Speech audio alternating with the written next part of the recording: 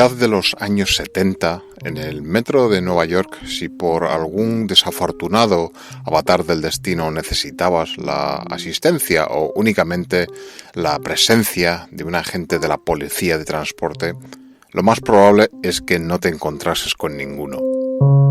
Nunca había uno cerca cuando lo necesitabas.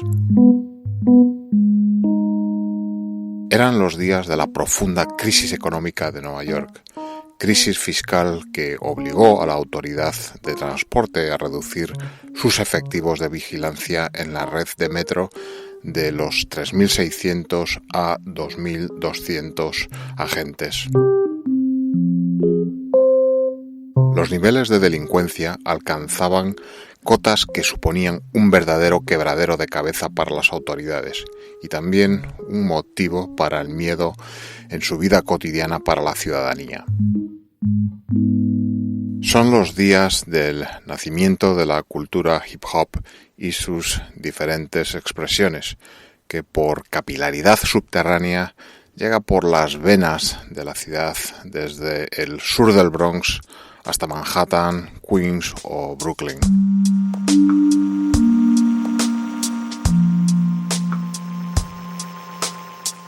Así, y en medio de estas mareas sociales, el medio de transporte más empleado en la ciudad se convirtió en un caldo de cultivo perfecto para algunas bandas de jóvenes delincuentes que en algunos lugares campaban a sus anchas por andenes y vagones. Muchos viajeros del metro optaron por buscar medios alternativos para salir a buscar su sustento vital, pero muchos otros no contaban con esta posibilidad de elegir. Todo ello en un contexto de una red subterránea inundada por el graffiti y la falta de mantenimiento que todavía a día de hoy lastra la eficiencia del servicio y hace patente la necesidad de inversiones millonarias. Unos días también donde el poco dinero que llevabas en tu bolsillo, la preciosa cadena de oro que tenías al cuello o incluso esas preciosas e inmaculadas zapatillas Puma que llevabas en tus pies sufrían verdadero peligro al ser objetos codiciados por estos nuevos piratas del subterráneo. El golpe era fácil y las consecuencias legales poco probables.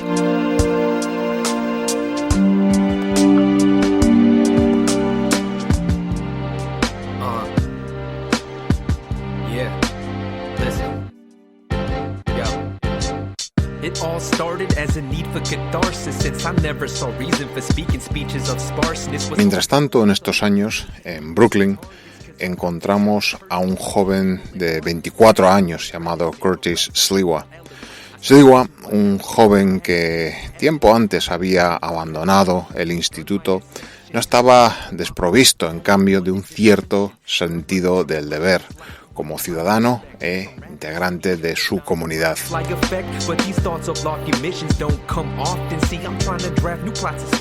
En 1979, ya cansado y hastiado de ver y también experimentar esta dejadez por parte de las autoridades locales en el mantenimiento de la seguridad ciudadana, forma junto con otros 13 jóvenes, los denominados Magnificent 13, una patrulla ciudadana de voluntarios que, especialmente por las noches, recorrerá la línea 4, conocida entre policías y sufridos viajeros como el expreso de los atracadores.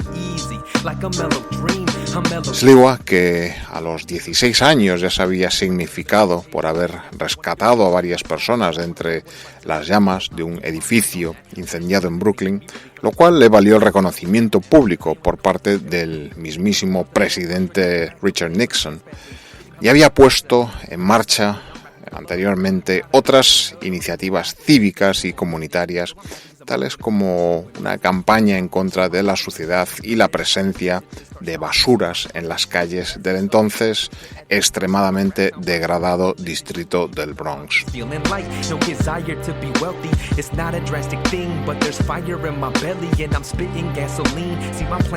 Avanza 1979 y son ya muchos más los que se unen a estos 13 pioneros, principalmente adolescentes de origen hispano y afroamericanos, todos ellos impulsados por el hartazgo de la degradación en sus barrios y comunidades. Estos jóvenes, desarmados pero con formación en artes marciales, patrullan el metro para alivio de los atemorizados viajeros del servicio nocturno. Al principio simplemente sirviendo como medida disuasoria y no mucho más tarde pasando efectivamente a la acción, persiguiendo a delincuentes o simplemente rescatando de las vías a viajeros que habían sido empujados a ellas por estos malhechores.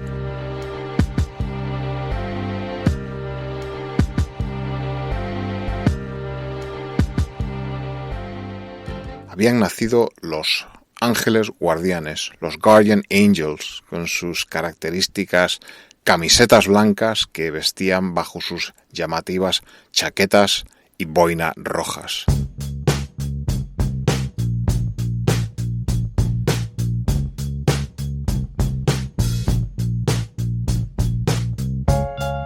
Estos incidentes y acciones de asistencia no tardan en saltar en titulares en la prensa, destacando incluso acciones como aquella en la que rescatan a un policía que estaba siendo atacado por un grupo de delincuentes golpeándole con su propia porra que había sido arrebatada.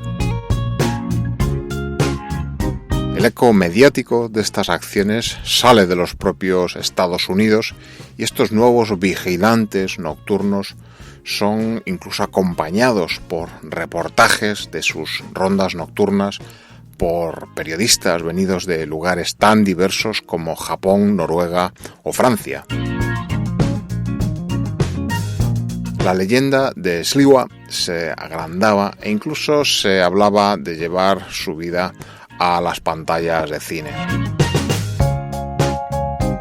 Esta notoriedad pública le trajo a veces consecuencias no deseadas, como el ser tiroteado unos años más tarde por la propia mafia. También un secuestro express que acabó con una involuntaria zambullida en las aguas del East River, o el paseo, siempre entre comillas, que unos supuestos agentes de policía le dieron una noche para conminarle a desmantelar sus ángeles guardianes, aunque es difícil saber dónde están los hechos y dónde la leyenda urbana.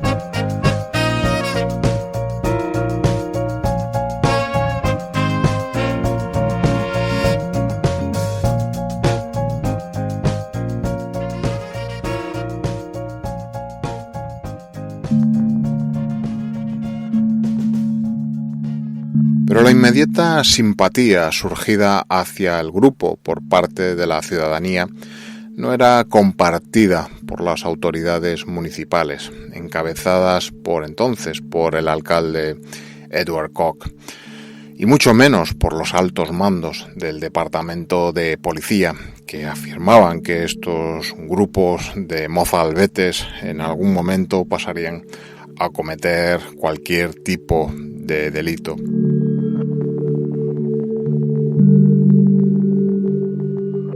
Pero otros estamentos de la administración, como el por entonces gobernador Mario Cuomo, padre del actual gobernador del estado de Nueva York, sí que mostraron su apoyo público a estos vigilantes populares representados por jóvenes de áreas económicamente desfavorecidas de la ciudad que se rebelaban ante la degradación de la sociedad en que vivían.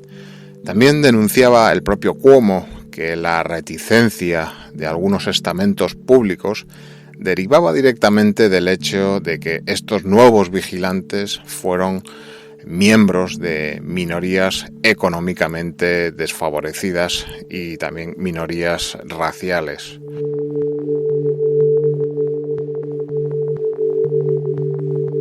Y es que los Guardian Angels se definieron en su fundación como un grupo igualitario y que promociona la diversidad en sus filas. Sus candidatos deben no tener ningún antecedente penal serio y no ser miembros de ninguna banda o grupo discriminatorio por raza u otra condición personal, además de ser mayor de 16 años.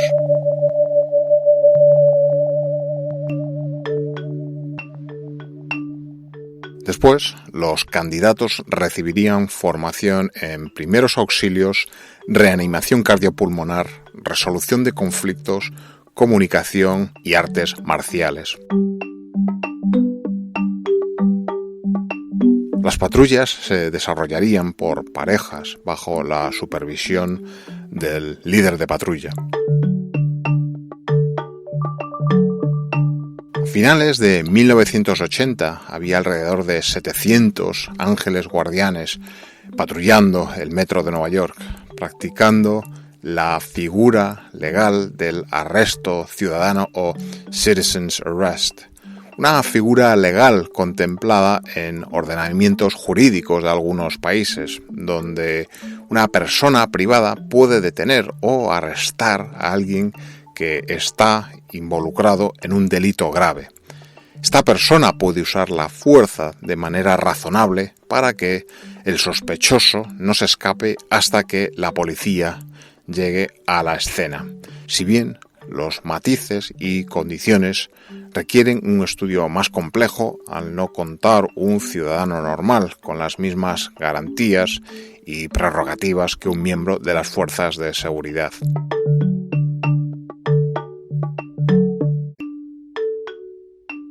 La administración municipal de Nueva York, sobrepasada por el impacto mediático en la opinión pública, decide cambiar de actitud y mostrar signos de colaboración con el movimiento, firmando con los Ángeles Guardianes un acuerdo de colaboración en el que se mantendrían autónomos, pero llevarían identificaciones expedidas por la policía para desarrollar sus tareas de vigilancia y prevención del delito en el metro y, finalmente, colaboración con los oficiales uniformados.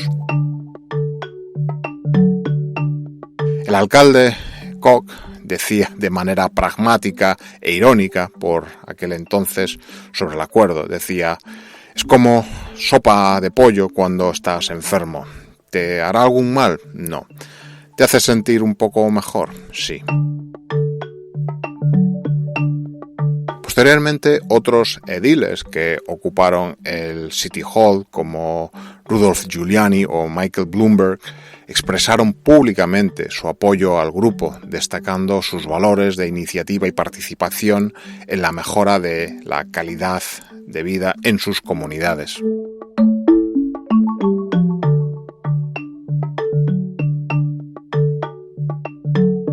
Con este éxito en la opinión pública, Curtis Sliwa, que había sido anteriormente gerente de un restaurante McDonald's, no pudo evitar la tentación de aplicar el modelo empresarial allí aprendido y franquiciar el modelo de movimiento ciudadano de los Guardian Angels a otras ciudades de los Estados Unidos aquejadas por el mismo o más grave incluso problema de inseguridad ciudadana.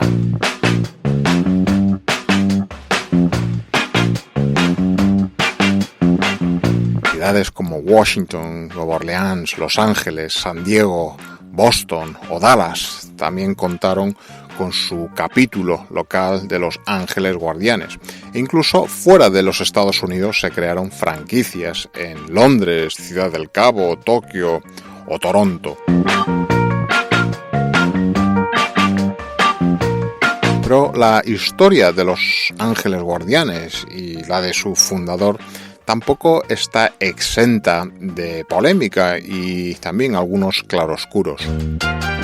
En 1992, Sliwa tuvo que emitir un comunicado de disculpa pública por haber simulado algunos arrestos ciudadanos en la década de los 80 con el fin de obtener publicidad y repercusión mediática para el grupo. Esta disculpa se produjo solo cuando el posible delito de presentar una denuncia falsa hubo prescrito. También tuvo que admitir que el grupo de Nueva York, por regla general, limitaba habitualmente sus patrullas a la sección de Manhattan, denominada como Restaurant Row, situada en torno al distrito de los teatros, extendiéndose a otros barrios y líneas de la red solo para dar visibilidad al grupo y reclutar nuevos miembros para la organización. También en 1992, tal como apuntábamos, Curtis Sliwa recibió múltiples disparos por parte de los hombres del mafioso John Gotti, miembro de la familia del crimen organizado Gambino, por motivos no del todo esclarecidos. Milagrosamente sobrevivió al ataque, pero las secuelas hoy en día le han traído serias consecuencias para su salud en general y su aparato digestivo en particular. Si bien en los últimos años se ha apagado en cierta medida el eco mediático del grupo debido a la drástica reducción de los niveles de inseguridad ciudadana en el metro, el grupo sostiene que a día de hoy su actividad se centra en el papel de articular las comunidades y barrios, sobre todo en la concienciación de los más jóvenes a la hora de tomar actitudes positivas en el desarrollo y tomar responsabilidades en la mejora de sus entornos. Los Ángeles Guardianes han iniciado programas de formación para estos jóvenes, como sería formación de profesores de apoyo para niños y jóvenes con problemas de aprendizaje, coordinación y respuesta para casos de desastre natural, protección animal, seguridad para usuarios de Internet o asuntos comunitarios más allá de la delincuencia. Su papel se centra hoy en día en establecer modelos de conducta cívica y ciudadana y dar ejemplo a los más jóvenes. Una iniciativa ciudadana de este tipo, con la figura del vigilante nocturno que vela por una ciudad que la autoridad ha renunciado a proteger, no podía pasar inadvertida para la industria audiovisual. Así, en la cultura popular de los años 80 hemos podido ver reflejos de los Ángeles Guardianes, tal como en 1981, donde la CBS produce una TV movie llamada We're Fighting Back, con Ellen Barkin en su reparto, o incluso en 1982 la película de Tom Skerritt titulada Fighting Back, donde se muestran imágenes reales de los Ángeles Guardianes en una de sus patrullas nocturnas en el metro. Hoy en día es improbable que incluso en las zonas donde los Guardian Angels solían patrullar habitualmente te encuentres con ellos. Quien nos habla únicamente los ha visto en una ocasión, pero siguen activos, nos dicen, quizá planteándose dónde sus esfuerzos y trabajo de organización comunitaria puedan ser más necesarios ante los problemas que acucian a las grandes ciudades de hoy y en particular a Nueva York. El mundo, y Nueva York también, ha cambiado mucho en los últimos 40 años. Los problemas y amenazas para el neoyorquino y en general para el urbanita moderno son complejos y muchas veces difíciles de discernir. Pero quizá el lema de los Guardian Angels, que reza una sola persona puede cambiar las cosas tan pronto como otros tengan el mismo coraje y determinación de unirse a él en un mismo propósito, siga teniendo a día de hoy la misma validez.